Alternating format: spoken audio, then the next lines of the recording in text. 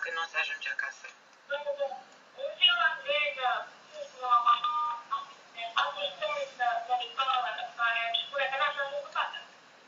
Așa îți spune când o să ajungi acasă? Și ai întrebat de ce?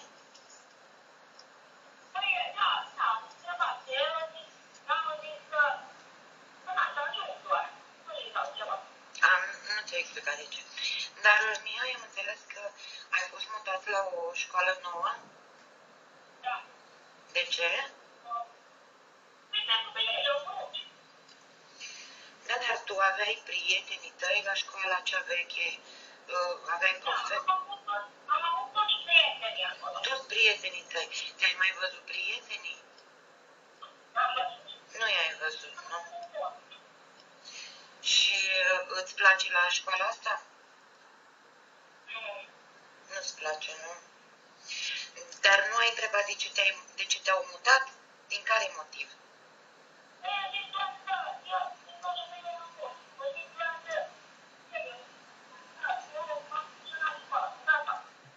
Așa au hotărât ei pur. Așa au hotărât ei. Da. Mihai, tu stai singur în cameră?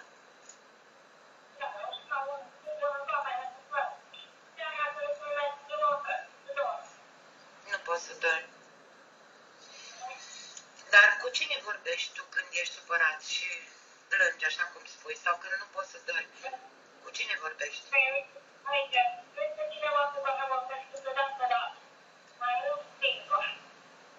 Mai mult singur, da? Mihai, îmi pare foarte rău. Credeam că dormi măcar mai bine, dar văd că nici asta nu s-a mai reparat. Mihai, noi nu am cetat, să știi.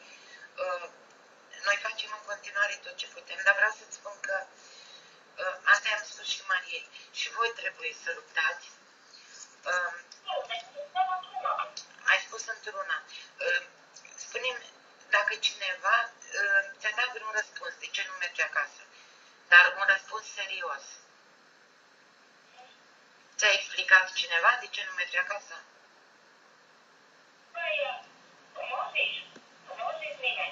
Nu ți-a zis nimeni. Ok. Uite, Mihai. Să scrii pe hârtie, vreau acasă, în limba finlandeză, și să lipești în fiecare zi hârtia asta pe hăinuțele tale. Pentru că poate în felul ăsta se vor gândi că trebuie să-ți explice de ce nu ai voie să mergi acasă și poate vor înțelege că tu chiar vrei să mergi acasă. Ai înțeles ce am zis?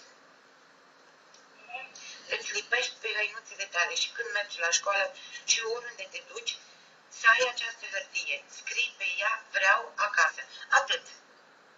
Mihai.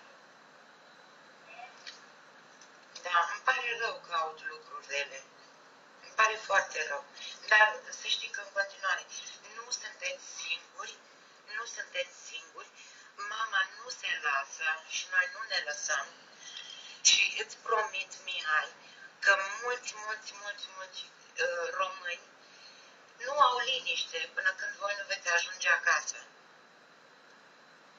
Îți promit asta, da?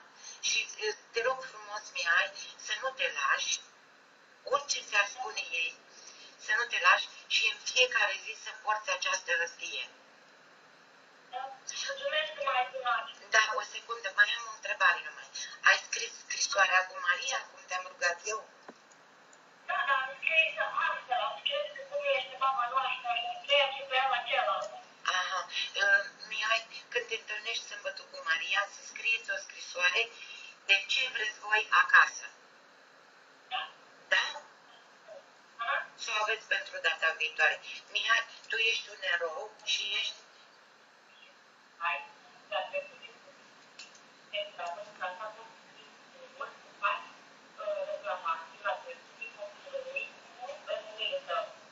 da, da, Mihai.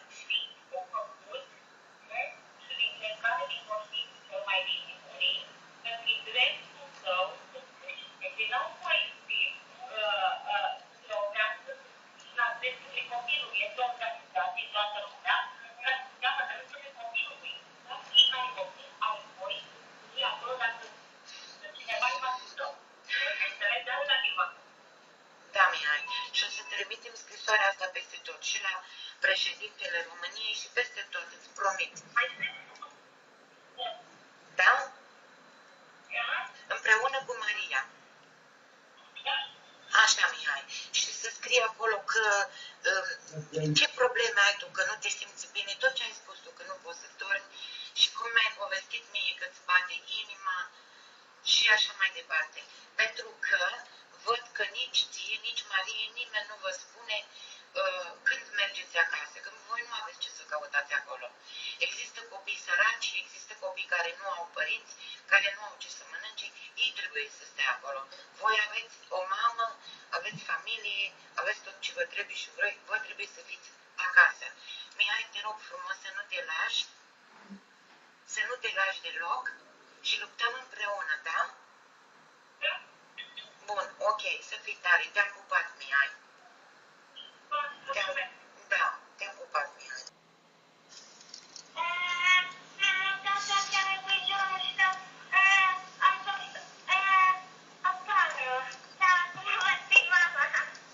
Da, frumos. Maria, dar uite, vreau să spun ceva. Eu am auzit că tu odată i-ai spus mamei tale că tu te lupți să ajungi acasă, mai știi? Și cum te-ai luptat tu să ajungi acasă?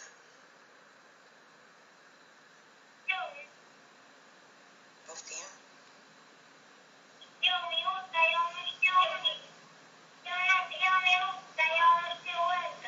Nu mai știi cum să faci.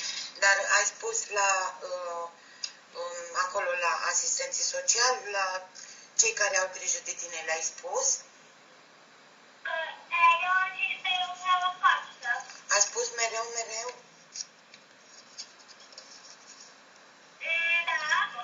Și ei ce ți-au spus, Maria?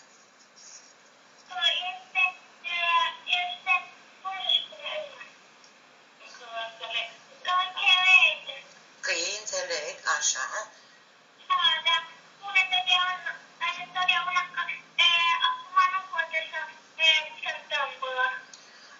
Acum nu poate să se întâmple. Dar când poate să se întâmple? Nu ai întrebat?